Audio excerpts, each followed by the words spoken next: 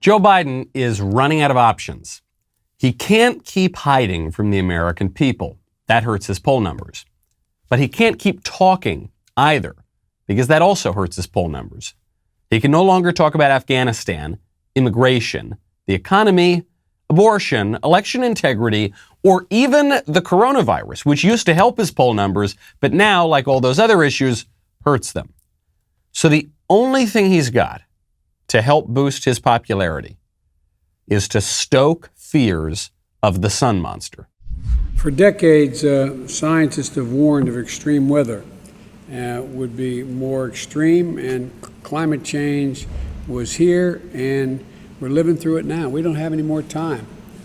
I hope no one, I've been on the telephone or on the road an awful lot between California, Idaho, New Orleans, not New Orleans, Louisiana, but in New Orleans, Mississippi, and, here.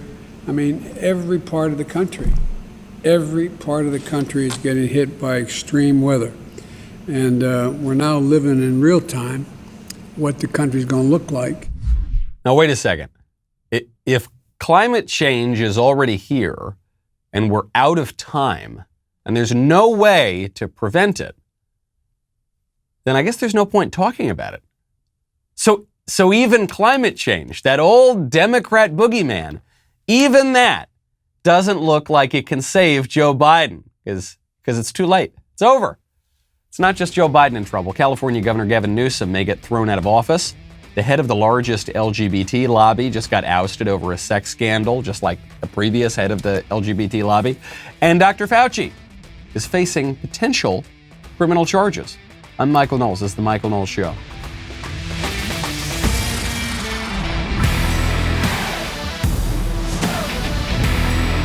Welcome back to the show. My favorite comment yesterday from Mary Jane Chambers, who observes, when Harris said that she and Biden are people of faith, she didn't say which faith. Well, that's the key. You have hit on the key here, because everybody's got to serve somebody.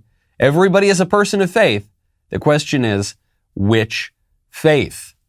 To whom do you say your prayers at night? And what do you do after you say your prayers at night? If you're asking me, I check out MyPillow. MyPillow is a good conservative patriotic company. I like them a lot of us like them for that. But their products are so great, I think I would support them even if they were run by the Taliban. I would. That's how good their products are. You all know about the pillows, but what about the Giza Dream bed sheets? They look and feel great. It means a great night's sleep. They're founded right from the world's best cotton. It's called a Giza, ultra soft, breathable, durable. They come with a 60-day money-back guarantee. They come with a 10-year warranty. It could be a 100-year warranty. You're not going to return them. They're that great. They come in a variety of sizes and colors. MyPillow's latest incredible deal, it's the sale of the year. For a limited time, you'll receive 50% off the Giza Dream sheets. You'll receive a set for as low as $49.99. I love all my MyPillow products. Head on over right now, MyPillow.com. Click on the radio listeners square. Use promo code DailyWire. There you will find not only this amazing offer, but deep discounts on all MyPillow products, the mattress topper, the MyPillow towel set, so much more. You can call 1-800-651-1148. Use promo code DailyWire, or just go to MyPillow.com. Make sure you use promo code DailyWire. Joe Biden cannot even fearmonger on the sun monster correctly. The way you fearmonger on the sun monster is you always say that the devastating effects are just a little bit into the future and we can still prevent them, but time's running out. They've been saying this since the 1970s, and they've changed the specifics about what's going to happen. So initially it was going to be an ice age and it was global cooling, but there's still a little bit of time, but time is running out. And then it became global warming and it's going to get really, really hot, but time is running out. And then it became climate change, which was unfalsifiable. And it's going to happen in 12 years, 10 years. Prince Charles said it was going to happen in 18 months. He said that several years ago. So I guess we're already past the point of no return, according to Prince Charles. AOC is a little bit smarter than the future King of England. She put it a little bit further into the future. So I think we're still, 8 or 9 years away from the AOC apocalypse. But Joe Biden, he can't even do it right. He puts it in the past. He says, we're already out of time. Well, if we're already out of time, then who cares, Buster? Well, Joe Biden cannot even name the sorts of extreme weather that he's fear-mongering about. You know, looks like a tornado, they don't call them that anymore, that hit the crops and wetlands in the middle of the country, and Iowa and Nevada, and I mean, it's just across the board. Now listen, I know that political correctness is getting extreme. I know that we're changing all of the words. I just wrote a book on it. But we can't call tornadoes anymore. What do we have to call them? Some have suggested it'll be like tornadex, you know, like they did with Latinx. It's going to be tornadex. No. You just take away all of the vowels and then you've got. But I don't know what is he thinking of? He's not thinking of very much is the problem with him. So the climate change thing is not going to work. Afghanistan, obviously, that's a terrible issue for the Democrats. All of these issues are really not working. One other area where they're trying to fearmonger a little bit is abortion. They're really focusing in on Texas, which they have acknowledged to be the sacrament of liberalism. That's why they're teaming up with the Satanic Temple in Texas. But it's not just Joe Biden who's messing up this fearmongering. Even the New York Times did that. The New York Times are trying to scare everyone into submission over the abortion law, but they're actually, as they do it, they're undermining their own argument. I've got to give credit here to Mary Margaret Olahan over at the Daily Caller. Have you ever heard a more beautifully Catholic name than that? Mary Margaret Olahan. That's a beautiful Catholic name. She pointed out something right when this article came out, and I can't believe it got past the copy editors. This is the New York Times article talking about the Democrats expanding the welfare system. From cradle to grave, Democrats move to expand the social safety net. Now, here's right underneath the headline. The $3.5 trillion social policy bill that lawmakers begin drafting this week would touch virtually every American at every point in life, from conception to old age. You catch that? So the argument for abortion is that the baby is not a baby, the fetus is not a human life, even if the fetus becomes a human life in the third trimester, say. Or even, oh my gosh, we're going to be really conciliatory. We're going to say it's in the second trimester. Certainly, it's not at the point of conception. Why then the baby, as you call it, he's just a zygote. He's a clump of cells. He's non-human. He's non-living. Don't you dare call that a human life. Unless you're the New York Times and you accidentally slip up. Every point in life from conception, which is now, the New York Times is acknowledging, which is a part of life. Okay, so we've established that the unborn baby from the very moment of conception, all the way back before he was the tiniest little zygote, right at that moment, is a life. What kind of life is he? Is he a giraffe? Is he a platypus? No, he's a human. So the New York Times, frame this, put this on your wall. I mean, they're probably going to just stealth change the headline and not tell anybody about it. But we should frame this up. The New York Times admits human life begins at the moment of conception. So now they're in this problem. They're saying, yeah, we acknowledge human life begins at the moment of conception. We just think you ought to be able to kill innocent people, the most vulnerable people among us. That's what Joe Biden said, by the way. That's his official line now. He says, look, or rather, I'm sorry, that was his official line until about a week ago. His official line was, I believe that life begins at the moment of conception. I accept the church's teaching on this, but I think we should still be able to kill the babies. Only last week did he descend into formal heresy and say, I don't agree with the church on that. It's a scientific reality, though. Even the Times admits it. Speaking of scientific reality, do you remember, it was about a month or two ago, Rand Paul grilled Dr. Fauci, specifically over whether or not Dr. Fauci had funded or supported in any way gain-of-function research, period, but specifically in the Wuhan Institute of Virology, where the coronavirus sprang from. Gain-of-function research is where you take naturally occurring viruses and beef them up, make them deadlier, make them more transmissible. Dr. Fauci says, absolutely not. Dr. Fauci, do you still support funding of the NIH funding of the lab in Wuhan? Senator Paul, with all due respect, you are entirely and completely incorrect. that the NIH has not ever and does not now fund gain-of-function research in the Wuhan Institute Do they fund of Dr. Virology. Barrick? We do not fund. Do you fund Dr. Barrick's gain-of-function research? Dr. Barrett does not doing gain-of-function research, and if it is, it's according to the guidelines, and it is being conducted in North Carolina, not You don't think in inserting China. a bat virus spike protein that he got from the Wuhan Institute into the SARS virus is gain of function? That is You would be not- in the minority because at least 200 scientists have signed a statement from the Cambridge Working Group saying that it is gain of function. Well, it is not. And if you look at the grant and you look at the progress reports, it is not gain of function. Now, you could tell Fauci's real nervous here. You could hear it because he messes up his grammar. He said, it is, does not, and it, if it, and he also has an error in logic here where he says, we are not funding gain-of-function research. And all the gain-of-function research we're funding is totally fine. You say, well, hold on, which is it? You're not funding it? Or, well, if, look, we're not doing it, but even if we were, it'd be in North Carolina. Well, there's a new report out from The Intercept that says that basically nothing in Fauci's statement was true. He lied through his teeth.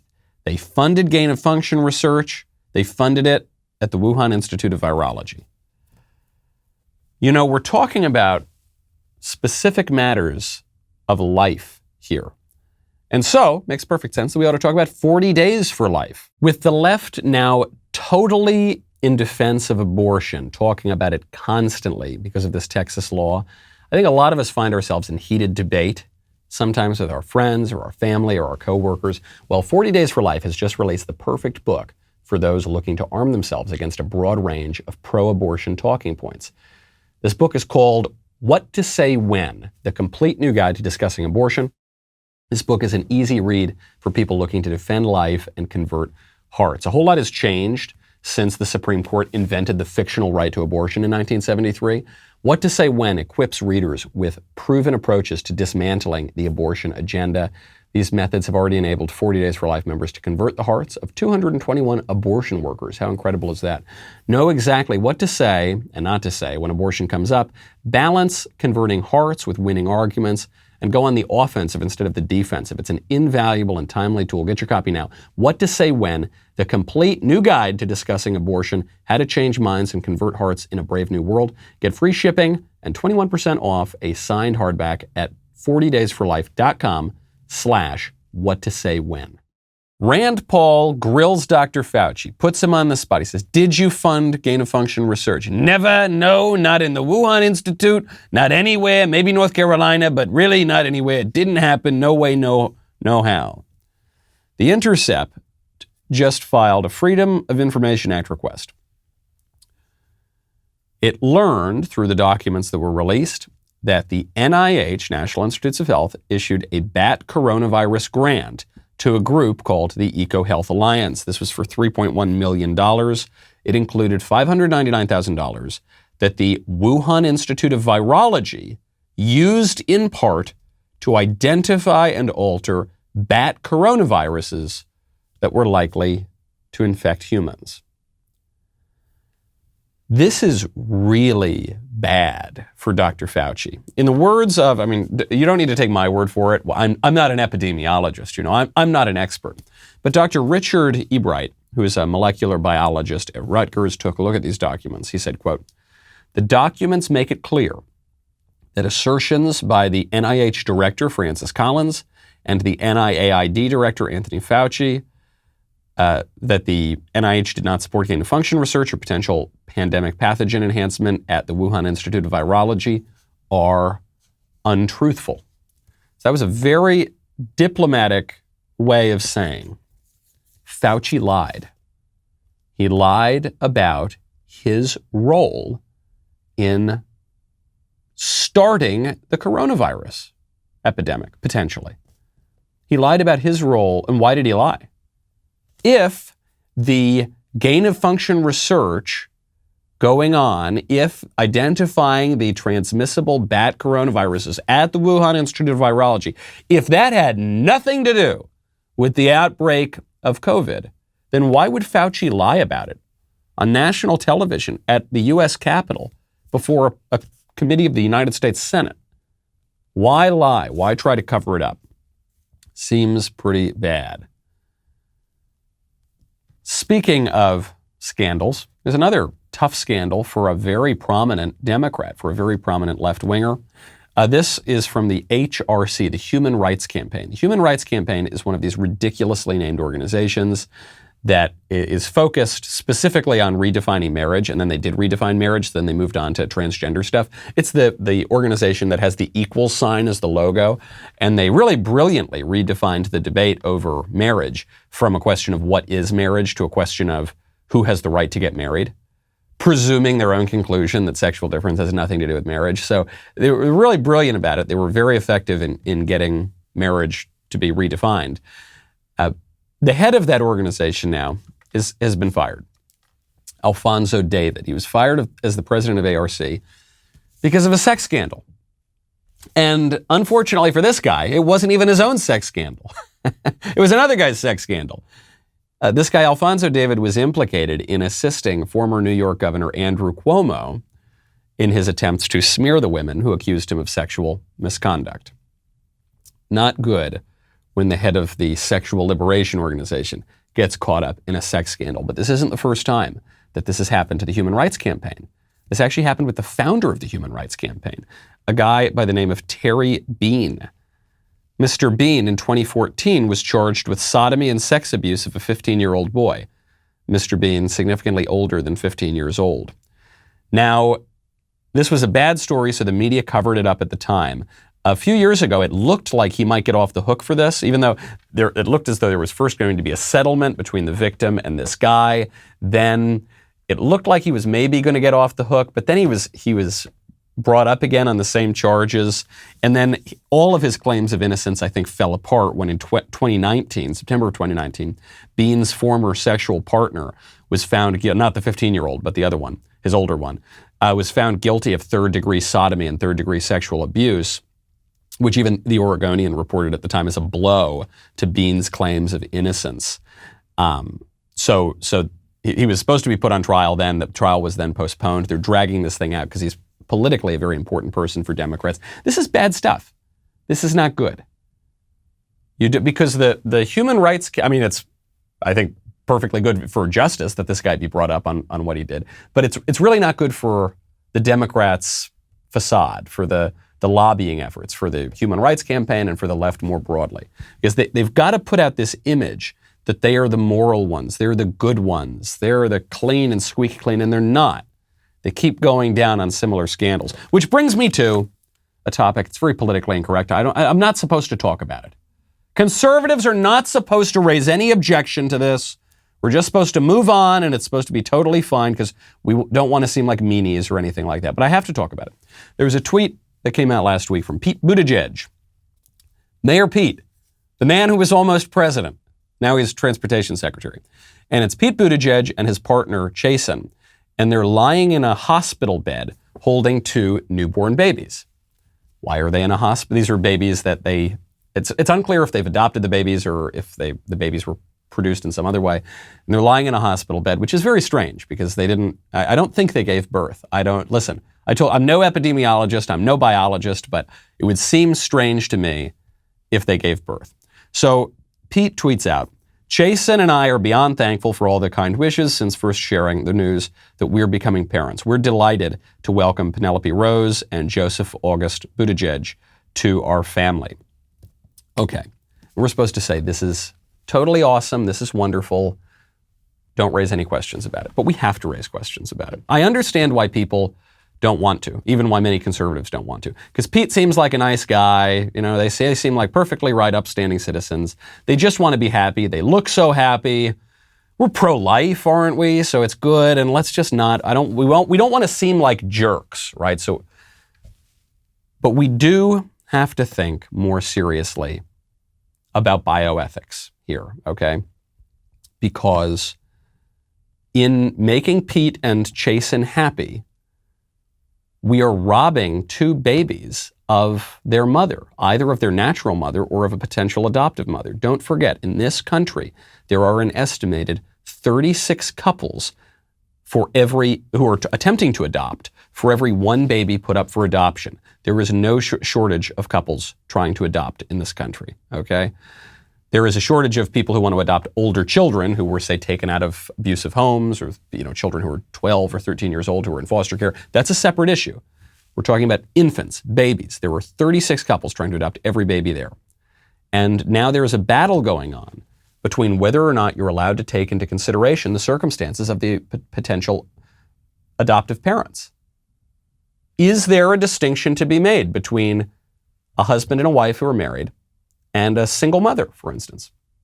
Should both of those types of people be treated equally when they're trying to adopt? I don't think so. I think it's better for the baby to have a mother and a father. What about a mother and a father and a mother and a mother? Or a mother and a father and a father and a father?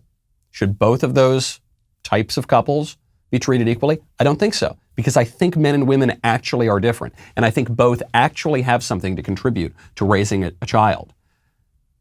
And I think that we erase women or we erase men when we say it doesn't matter, there's no difference. It's all just the same. You're just parent number one and parent number two. And furthermore, there's no evidence that they actually adopted.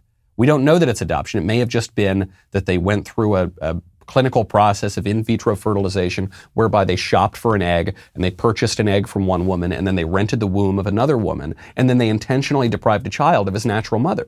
2 children, potentially. That's really bad too, folks. And I'm glad that it put a smile on Pete Buttigieg's face. I actually am. I'm not even being facetious here. But there are other bioethical concerns here. And when we just accept this willy-nilly, what we are saying effectively is there's no role for a mother in a child's life. It's all just the same. There's no difference between men and women. And okay, sure, maybe the child will never get to hold his mother. And anyone who's ever had a kid can see the difference, okay, between a kid reacting to his mother and a kid reacting to his father. And he needs both. And it's a fallen world, and sometimes a mother dies and sometimes a father dies. And sometimes kids are robbed of these things. But we don't need to encourage that. Certainly not to satisfy our own longings that for whatever reason are not being fulfilled. That is not an ethical thing to do. That's not a moral thing to do. And I guess this relates to the abortion debate, in as much as it's very easy to ignore what is best for someone who cannot express himself, like an unborn baby or like a little newborn baby for that matter. But we really ought to take that into consideration. Unfortunately, our society doesn't think that way anymore. That's not the way we look. And increasingly, the society is very intolerant of the traditional viewpoints of basically everyone on earth that says, maybe this isn't the best thing. We can't see clearly because we don't have BlueBlox glasses. I love BlueBlox. Not only because they make me look like Rachel Maddow, but because BlueBlox block the blue light that damages our eyes and that can lead to digital eye strain. Seriously, I no longer, in almost any circumstance, will look at a screen that's got blue light coming out all the time. It's a real problem. It leads to a lot of eye strain, blurred vision, headaches, dry, watery eyes. Don't do it. This can cause anxiety, depression, low energy. I know it sounds crazy, but just trust me. Try out BlueBlox. They are evidence-backed. They're made under optics laboratory conditions in Australia.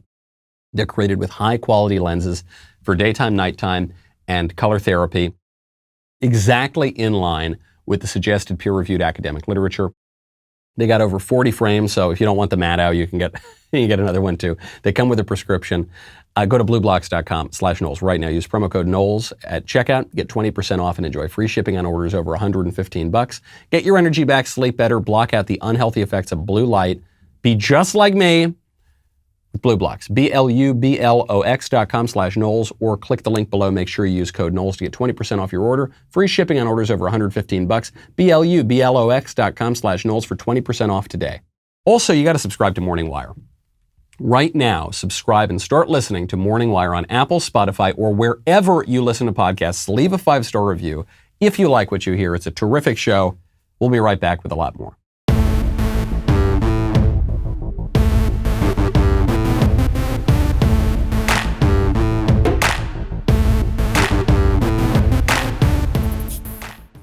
The European Union right now is threatening to withhold $150 million from Poland. And it's all over this same issue that keeps cropping up. The sexual revolution. So Poland recently, a number of areas in Poland, areas and towns, have said that they're free of the LGBTQ ideology. They're not saying they're free of gay people. They're not saying they're persecuting people who have different sexual desires and behaviors and things like that. They're just saying the LGBT ideology, the ideology that says that there's no difference between men and women, the ideology that says that you must pursue any desire you have whatsoever, the ideology that says that you're not allowed to hold anything resembling a traditional view of marriage or sexuality. We're ridding ourselves of that in favor of something else. Poland is a Catholic country. Traditionally, at the fall of the Soviet Union, what was one of the big events that caused the fall of the Soviet Union? Pope John Paul II shows up. And in this Soviet-occupied, awful, poor oppressed people, 1 million people show up and chant, "We want God, we want God."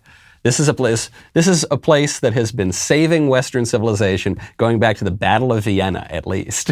Okay? And what they're saying is, look, we have this view that's a Christian view. And so we don't want to have the view that's this radical leftist view. And now the European Union, which is a liberal empire, it's not a Christian empire, it's a liberal empire, is saying, okay, then we're going to cut you off. 150 million euro, we're not doing it. This is relating to what we were talking about with Afghanistan. Okay, there were a lot of conservatives who said we should pull out of Afghanistan because we don't know what we're doing there.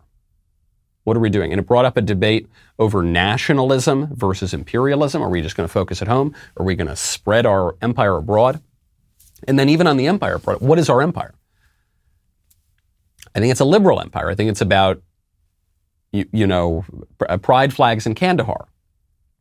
I think it's about, that's what it became. It became about all these sort of liberal ideas. And people don't like that. Afghanistan, I don't think, likes that very much. The Taliban certainly don't like that. I think the Taliban are finally going to lose the support of liberals. Do you know why? Not because of what they're doing to women, or not because of what they're doing to Americans or anything like that. They committed an unforgivable sin. The Taliban painted over a mural of George Floyd. They did. We're probably going to end up nuking the Taliban before the day is through. You can do a lot, but you can't paint over a mural of St. George. No. There's actually a very good reason why they're painting over the mural. I mean, it's funny that it's ridiculous that there are murals to George Floyd, but the reason they're painting over the mural is because George Floyd is a symbol of Western imperialism. Crazy as that is to say. George Floyd and the rainbow flag, which they flew over the embassy in Kabul, those are the new symbols of Western empire. And we think that's weird here in the West because in many ways those are symbols that are meant to undermine the Christian West. The George Floyd mural, the BLM ideology, is an ideology that states that the West is evil. Right? The pride flag is a symbol that says that Christianity is wrong. It's a symbol that says that our traditional views of sex are wrong. And yet, those are both still symbols of the West. They're not associated with any other civilization. And they're making universal claims about every place on earth, including Afghanistan, which is why they don't like it. No doubt CNN is going to accuse the Taliban of white supremacy. These Pashtun militants, they're such Pashtun white supremacists. Well, they actually are making that argument. Indirectly right now. CNN had a piece out. This is a real doozy. I don't recommend people go look at CNN usually, but you gotta look at this one. White Supremacy with a Tan. That's the title of it. You saw the first volley a couple of weeks ago when the LA Times called Larry Elder, the black face of white supremacy. And now CNN is getting on board and they're saying that white supremacy is just so embedded in the fabric of America that even when black people get a lot of political power, more than they have now, it will still be white supremacy. They said, quote, "Don't ever underestimate white supremacy's ability to adapt. The assumption that more racial diversity equals more racial equality is a dangerous myth. Racial diversity can function as a cloaking device, concealing the most powerful forms of white supremacy while giving the appearance of racial progress. Racism will likely be just as entrenched in a browner America as it is now. It will still be white supremacy with a tan." So you see, even if every political office is held by black people, even if whites are second or third class citizens, even if America knocks down every statue of every white person and all the statues are black, even then it will be white supremacy. White supremacy through black people. This is sort of like Joe Biden's climate change claim, right? Joe Biden says, look, climate change is so bad, we can't even stop it. If climate change is already here, we're living in it. Oh, okay, then who cares? Then who cares? There's nothing to do, right? It's Joe Biden undermining his own argument. Okay, that's just the way it is. It is unfixable, irredeemable, it's done. Okay, all right, then whatever, man. It's weight off my shoulders. I don't need to worry about recycling anymore or anything because it's already here, so who cares? I guess the same is true of white supremacy. There is, according to CNN, literally nothing you can do. You can kill all the white people, you can give all of their property and all of their power to black people. It will still be white supremacy. Okay, so I'm just not worried about it then because there's nothing we can do. Of course, I mean, it's preposterous. But this actually, the phrase critical race theory is somewhat overused, but this is a good example of critical race theory because critical race theory is a Marxist lens to attack all of American and really Western history. And it's really tied up also in economics. So some of the foundational essays of critical race theory will say that our system of private property in the United States is part of white supremacy. Right? Communist systems, not white supremacist, but capitalism, white supremacist. And they put that in the CNN article too. They say, quote, "Cuba also has a complex history with race. Racism is often described as a relic of capitalism in the communist countries." This is very funny because Cuba is pretty racist. Okay. I've visited Cuba. I love Cuba. But it's, there are racial tensions there as well. But it's a communist country and it has been for 60 years. So, what's going on there? Oh, okay. That's why. It's a relic of capitalism. Oh, okay. All the bad stuff is a relic of capitalism. All the good stuff is part of communism. All the bad stuff in society is white people, even when there are no white people left. And all the good stuff is black people, even if white people did some of it. Okay. Okay, that makes sense. Okay. Is this persuading anybody? Is anybody looking at this article and saying, yes, Larry Elder, he is a Klansman. He is just like Robert Byrd, Senator Byrd, who was a Democrat, but who was secretly a Republican, probably. Does anyone buy that? I can't imagine that they do. And I think the Democrats actually are getting a little bit nervous here. Gavin Newsom, facing, a recall threat from that blackface of white supremacy. Last month, he spent more than $36 million fighting this recall effort. This included a ton of TV ads. I'm talking to my friends who are in California. They're being inundated with Gavin Newsom ads, a lot of phone banking, a lot of door knocking, a lot of texting. The 5 top Republicans who are running to replace Newsom and the pro-recall committees combined spent less than a third as much over the same period of time. They also face certain limits on their spending, whereas Gavin Newsom does not. That's one way in which the election is rigged.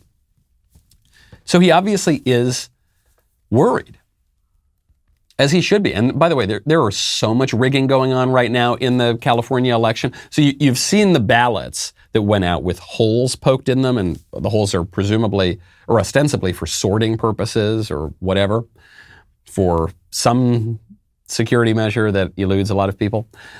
But the way that the circles that are punched out are aligned on the envelope, they go exactly over the yes circle for yes, recall Governor Newsom. So if someone votes to recall Newsom, in many cases you can see it from the outside of the envelope.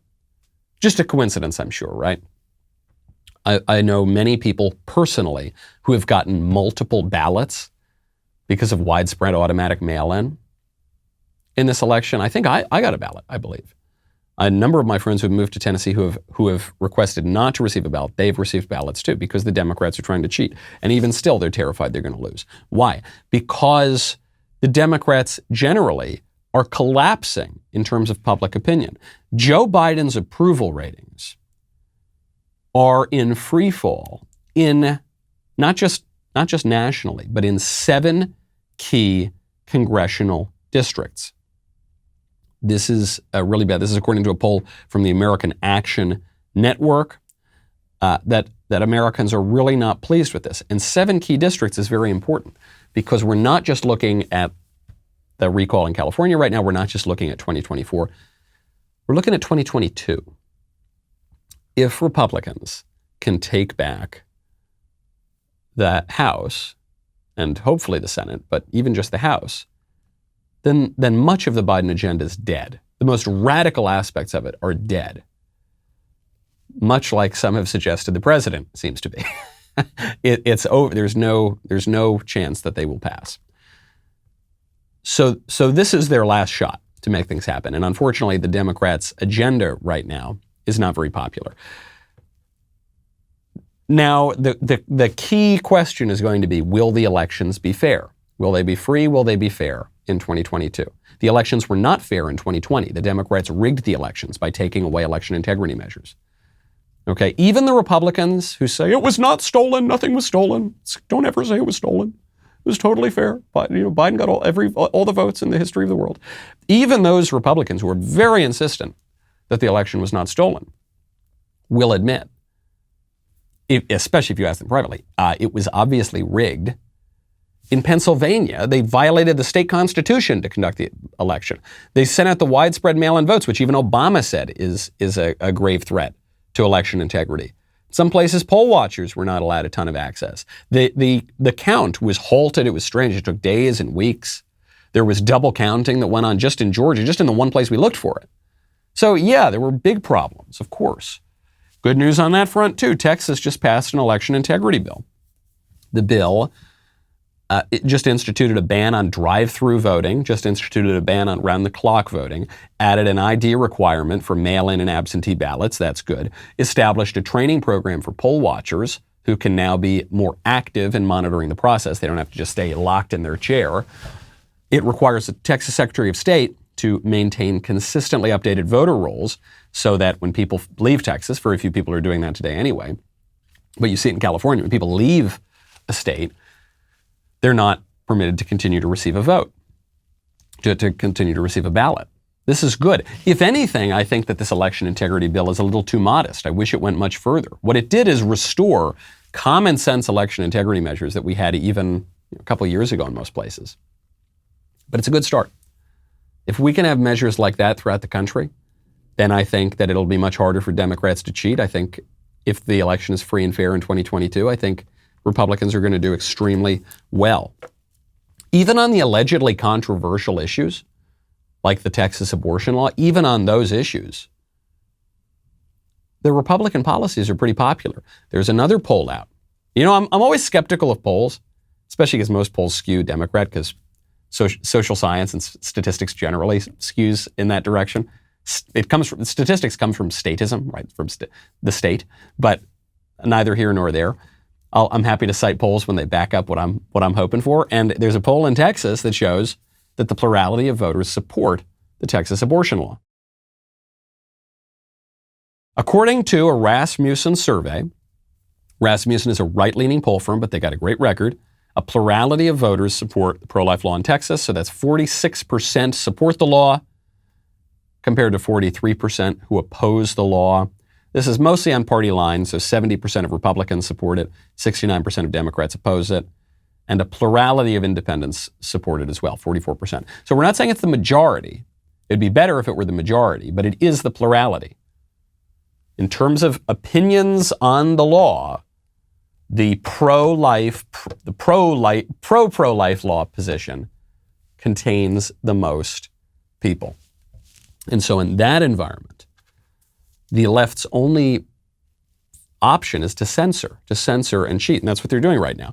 Twitter just suspended the official press account of J.D. Vance. J.D. Vance is running for Senate in Ohio. He's running on a very trad conservative platform. I don't know how else to put it. He's the author of Hillbilly Elegy, and he's ditching the kind of Chamber of Commerce, Wall Street, just lower taxes and let the left run the culture kind of talking points that we've heard from Republicans over recent decades. He's leaning much more into social issues, much more into cultural issues, much more into working class appeal. People are accusing J.D. Vance of being inauthentic here. I'm not making a comment one way or the other. I'm just pointing out that's where his campaign is going.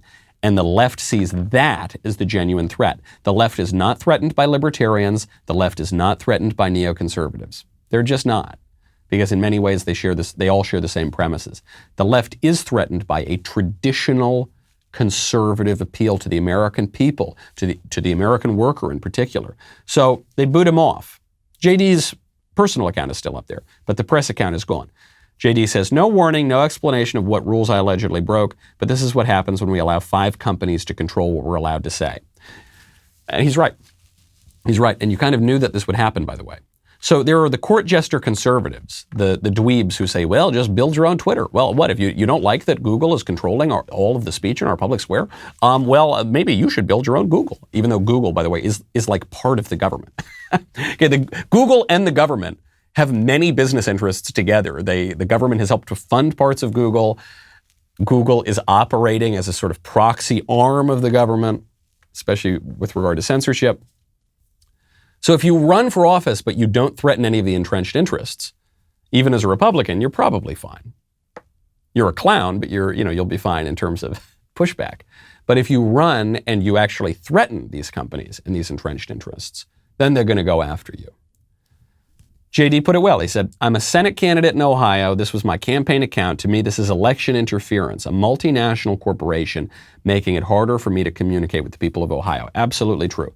You saw this happen on January 7th when Twitter and Facebook and Google censored even the duly elected sitting president of the United States, showing where power really lies in this country. An important part of my book. Speechless, Controlling Words, Controlling Minds. I also have to mention another book, by the way. This has been a big year for me and books with words. Before that, I was only focused on books without words, but now I'm focused on books with words. I was very honored to be asked to write the introduction to God and Man at Yale. God and Man at Yale is the first book by William F. Buckley Jr. It is widely credited with starting the conservative movement. It's an attack on atheism and communism in the academy. It's sort of the OG book on this topic. The subtitle is The Superstitions of Academic Freedom. It's a terrific book. And I was very, very honored to be able to write the introduction to the 70th anniversary edition. To me, This is very encouraging for the conservative movement because it shows that I think the conservative movement broadly is recognizing the errors of the past couple decades. We're seeing we need to return to tradition. We need to return to a more muscular, beefy, substantive conservatism. And so I'm really honored and happy to be a part of that. You can get that book right now. Amazon is not really letting it show up in the search results too much.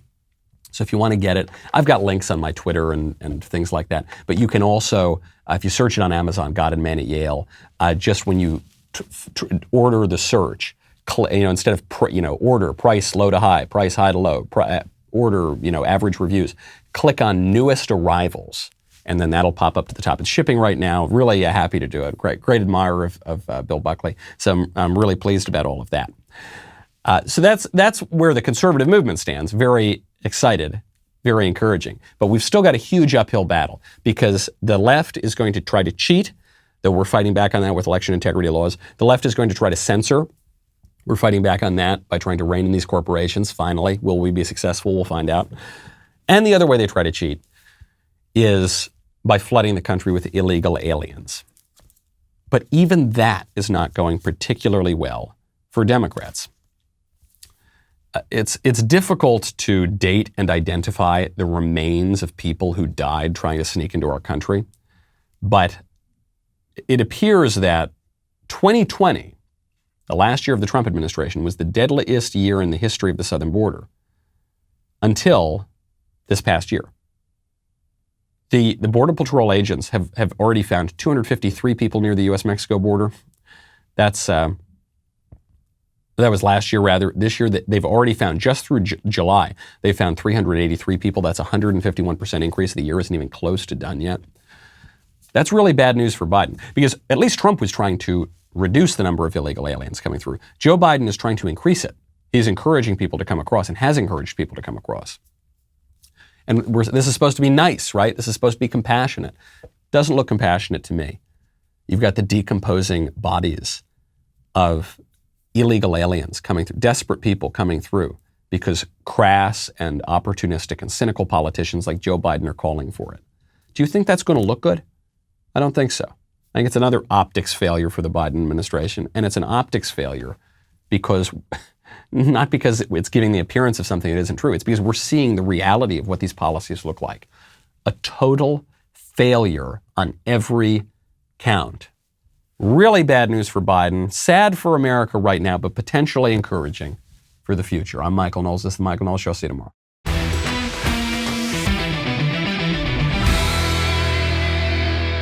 The Michael Knowles Show is produced by Ben Davies. Executive producer, Jeremy Boring.